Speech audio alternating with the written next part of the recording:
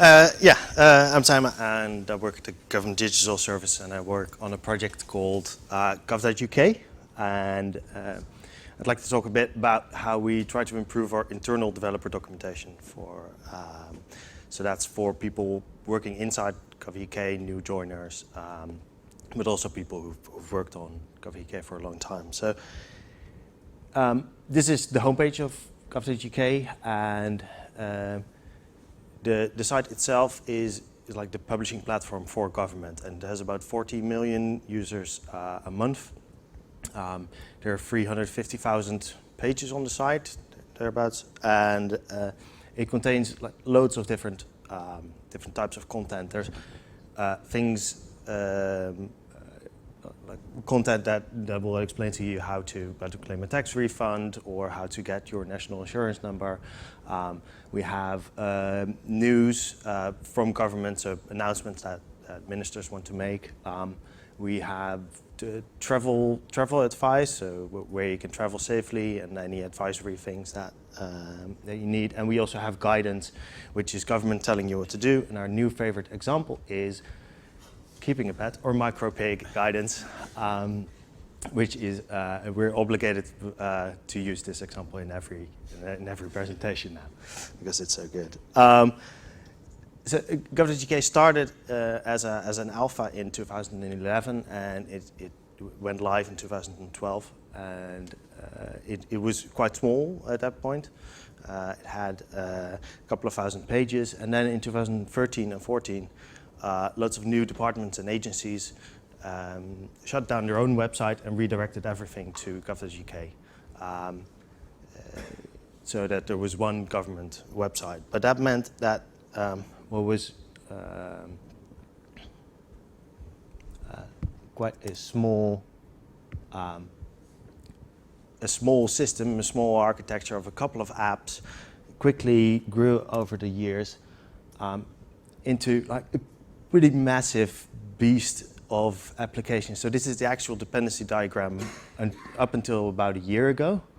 And you can see that it grown so much that it became really hard to learn Gov.uk. So if people would join us, they spent like the first couple of months or weeks just trying to understand what's actually like what's part of our thing, and what does this application do, what does that application do. So part of what we tried was trying to like re-architect and kill off a lot of applications and rationalize all the different parts of the system. And there was lots of work done on that, but the other part is just getting people to more quickly understand how everything fits together. And we needed some documentation to do that, we thought, but we documentate, like it's an easy answer. It's like we don't know how stuff works. It's okay, let's write some documentation and it's like everything's solved. But there's this problem with docs that because like nobody reads them, nobody updates docs, and then the docs get out of date, so which means nobody trusts them, nobody has a reason to read them. And there's this cycle of disrepair, and the docs keep getting worse. So we were looking for ways to get out of that cycle and to try to get docs to be self-improving. So these are kind of our 5 principles, or like ways that we employed. So the first thing is make it fun to update. It's a bit like fun documentation, but it can be a lot more fun than working in this template, which was our previous thing. I think it's called Sphinx. It's built in Python, and there are a couple of themes, but the themes aren't that spectacular, and they have like bit of legibility problems. The contrast isn't great, so people with accessibility needs won't be able to read this if you're, say, colorblind. And the particular fun thing is that it has a really peculiar syntax to create links, because it uses a thing called restructured text, and I don't know what the history about this is, but basically you have to link something, you have to use a backtick and then the word, and then the angle brackets, and then a backtick, and don't forget the underscore. And everybody forgets the underscore because, of course, you need an underscore in this. So this went wrong about 90% of the time, and people would either not put in links, or the build would fail, and their PR would be languishing in the project. So I think it's about a year ago, a new project in GDS started, which was the Tech Docs template, and the goal of that was to create one single middleman template, which is nice because it's Ruby, with the very well researched government front-end components and design patterns,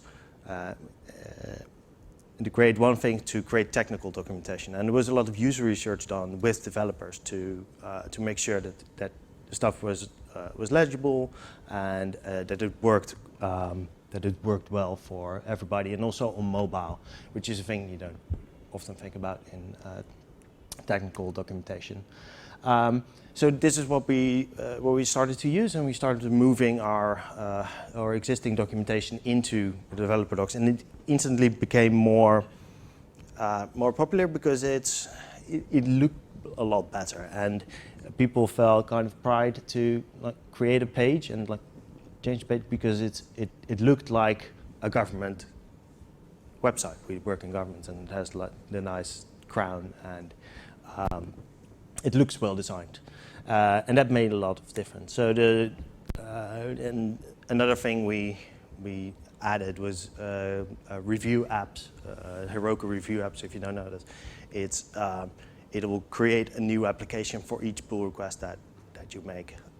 So that means that if you create a page and you aren't quite sure what it actually looks like in the browser, and you don't want to start up your middleman server, this will show you what it looks like.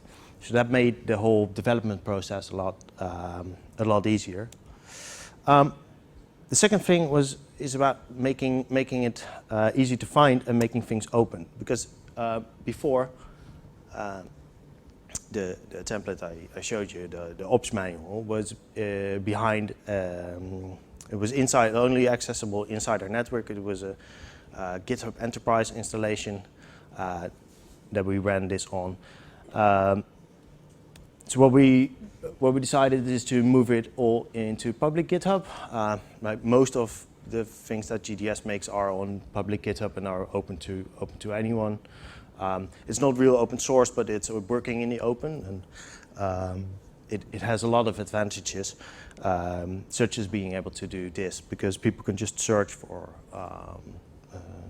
the stuff and find it. And the resulting site itself, we also put on the public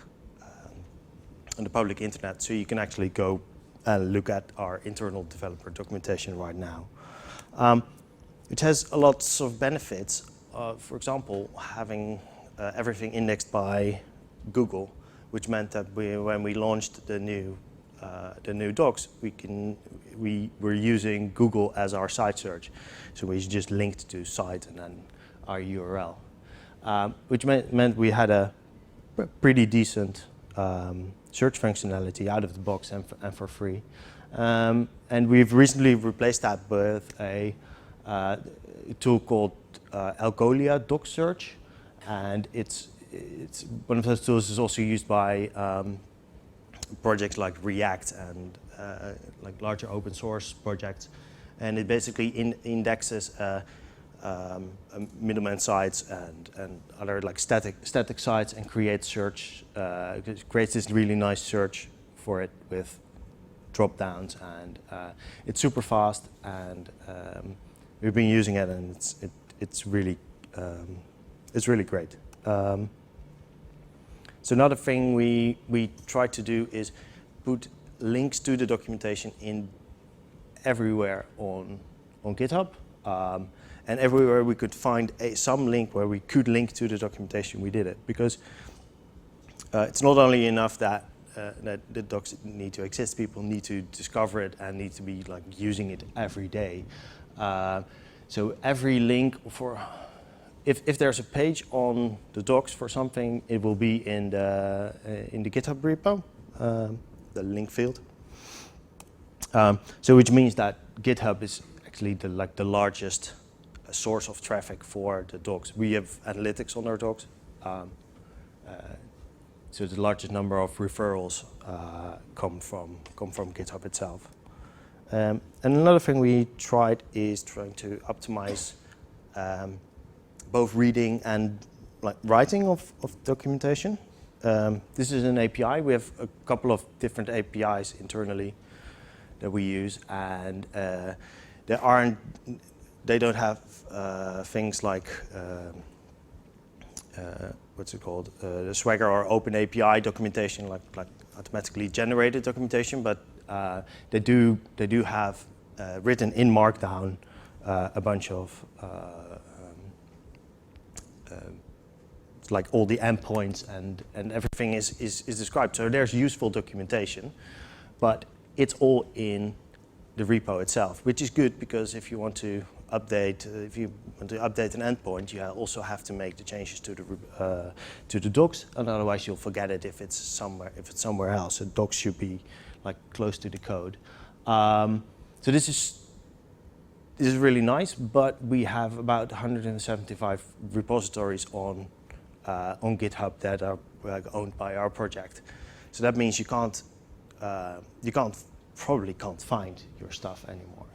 So our solution to this was when we built the documentation, and the documentation is rebuilt every hour, we just pull in the content from GitHub and paste it into the Markdown files, which means that things that would normally live on GitHub can just be rendered inside our developer docs.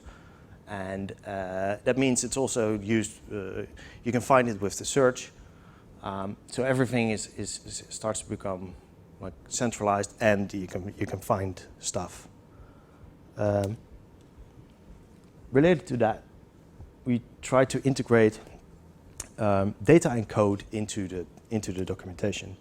This is a JSON file. It is basically the API documentation for our search API, and we didn't have any more. This is in this file. There's all the fields you can use to search and to like filter and sort our search results by. So first you have to know the URL. You have to know the internals of the API to use this, and you have to like wrap your head around JSON and what it all means. So we basically did the same thing as we did with the Markdown. We're pulling this JSON file into the documentation, looping over it, and making a table of it. So we can have some context about what things mean, and this is automatically updated because it's actually the thing that powers the search APIs itself. It will never get out of date. So a developer can just add a new field and doesn't have to think about documentation. They have to think about the description for the field, but that can be linted inside the application itself. So that's why how we build some crude API docs. Then we also use information from GitHub. The repo description field. This is a list of all the applications that we have. And it pulls in the description from the GitHub API, which means that this didn't look like these all. If you read them now, they probably make sense, but there used to be a lot of missing descriptions, and they were inconsistent, and you don't really notice that if you just browse GitHub, but suddenly having them all together made it really clear which ones were outliers, and we made them consistent and made sure that everything has a description. So this also had an effect on GitHub, the usability of GitHub itself. So you can browse through through the GitHub organization and see like proper descriptions. And in the same way, it's like each of those of these applications have like their own page in the documentation, and we use things from the search API to render examples and also show GitHub's description and other things we can visualize and data we can get. Last thing is actually keeping it up to date, and that's maybe the hardest part.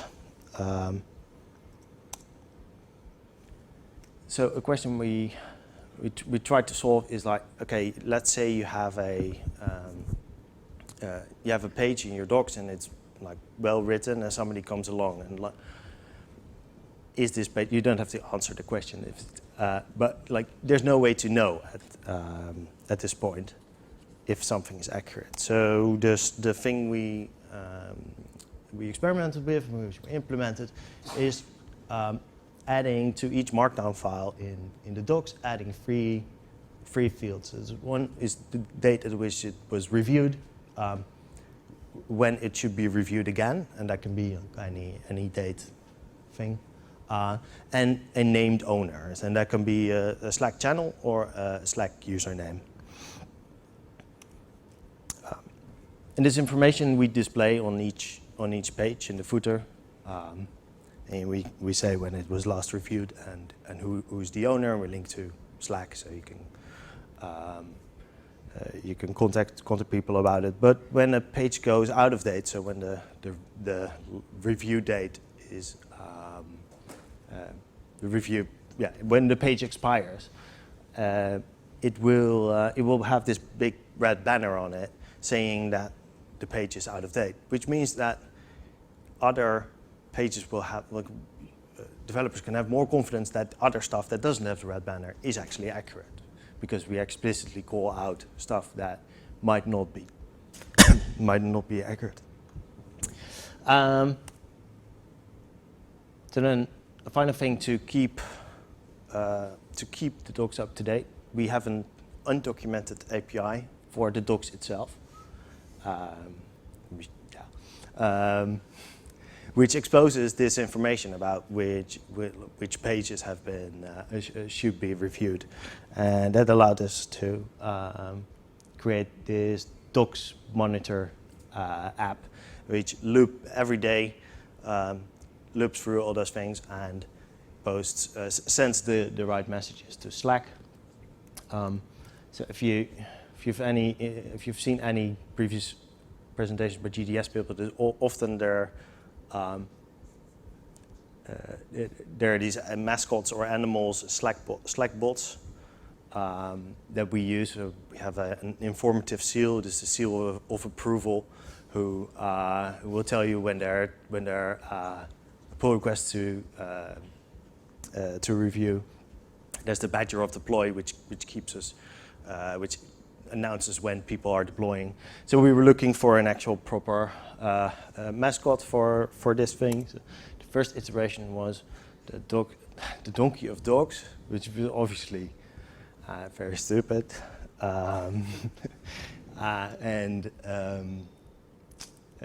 After a pull request, this became Daniel the Manual Spaniel, which it currently is. So this announces every day the number of things like that we need to review. I think it's about there are about 100 pages in the manual, and it's spread out over across 6 months. So it's a reasonable number of things that people have to review, and we have a support team. There's like a support rota of people who do a week of support every couple of months, and that's one of their jobs now to go into the things that have expired and update the documentation. That often means that people just bump the review date because it looks fine, but at least we know it looks fine, and we often catch things that you wouldn't otherwise. So this is but before and after stats, but the 9 months in the same period as since we introduced this, number of commits on our documentation system has gone up by 3 times, and also the number of authors. That's also very important because this is almost everyone, and I counted there about maybe 5 people in developers in the organization that haven't yet contributed because they haven't done a shift on the support or they're just new. So summary, make it fun to update, easy to find. You can optimize reading and writing and do the same, integrate data and config, and keep it up to date with the guard dog. So the idea is then that from this cycle of disrepair, we get to something like this where people use documentation every day, docs are kept up to date, they're mostly accurate, and people start trusting documentation. As I said, you can see it all on online. It's all open. GitHub repos, alphagov/coffeecake developer repos, and that's it. Thank you.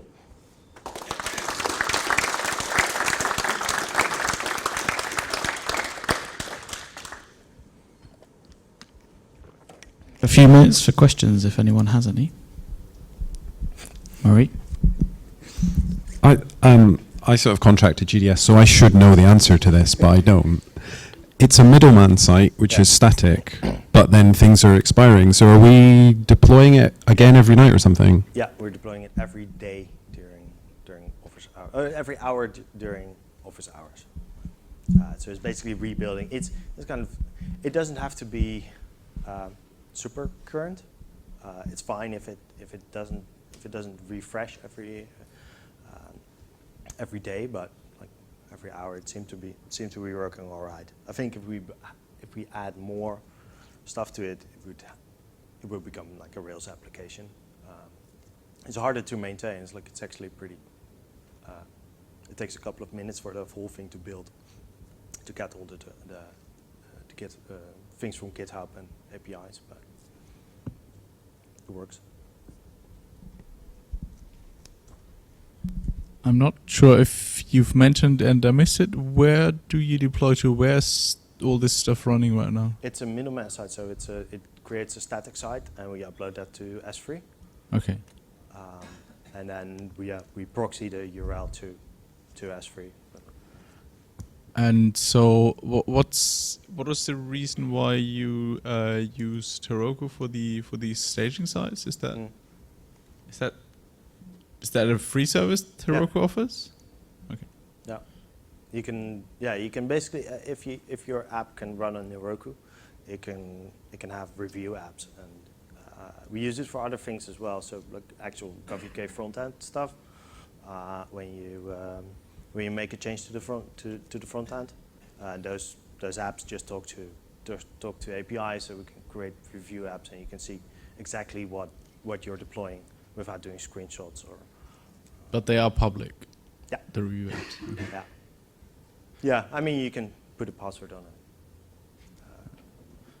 And the other question I had, you mentioned that at some point you mentioned you were pulling in Markdown from GitHub, and is the incentive for that you have content in there without having to redeploy, or what's the okay?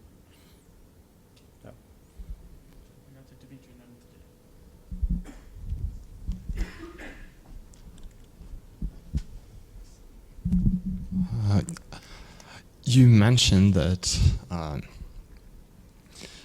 I think it's like the whole idea of making documentation up to date sounds great, but I guess like the whole problem is that you want people to actually use it. Did you use any Google Analytics to find like dead pages nobody looks at to like delete things? No, not yet. So I look at the analytics to find and the logs to find some 404s, like pages that are actually missing. We haven't done that. That's a good idea.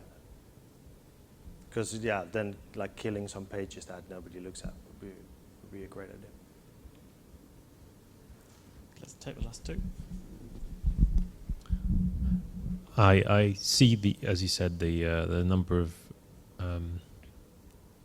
of submits has gone up almost 3 times, and you've got almost full engagement. What's the spread of engagement through your developers? So do you have a couple of people just doing a couple of submits, and others have kind of tripled? I don't know Oh no, I don't know the exact stats, but because everybody is on support for a week, you'd expect sort of expect the same kind of level of engagement. Yeah, I expect some of it to be skewed to me because of it. But yeah, it's also good if people start like adding one thing and like getting the docs to feeling ownership about the documentation. Not really a question, but random unsolicited feedback. Having been away from England for 20 years, not in prison, but coming back, I had to use the government site for get my kids' passports and so many things. It's great. It really is awesome. So that's finally Britain does something good. Compared to Japan, anything to do with internet and government is just an absolute disaster area. So I mean, you could probably sell this. It's horrific. So yeah, great job. Thank you. Okay, let's have one more. This was such a good ending. Hi. Hey. So I like the sneaky cheapness of doing HTTP GET and pulling in the markdown files from all the other repos. But when people, in their Slack channel, it's their turn to review a particular file, do they actually go to the markdown files? And I think if it was me, I'd be like, bloody hell, this file's including like 2,000, 3,000 lines of, help from another repository. That's their problem. Yeah. They can review that. I'm just going to review the markdown for my bit. Yeah. Or do they actually go to the rendered front end and check the whole thing each time? There's a difference between the things that are written in. So the review things only apply to the review system only applies to things that we don't pull in. Right. But I'm thinking about like adding it to the external stuff as well, because why not? Yeah, it's cool. Looks Yeah. good. Okay, thank you very much. Cool.